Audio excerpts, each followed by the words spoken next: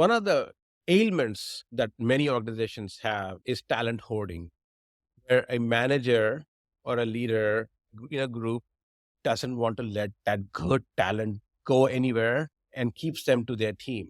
And what does that mean? That person is not happy in that role because they want to learn and grow.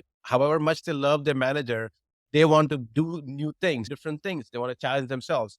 So Engagely has this tool called aspirations, which is very unique to our platform, where an employee can declare their aspirations and say, I am here today and this is where I want to be. I am currently satisfied or not satisfied in my role. I would like to grow into a certain role.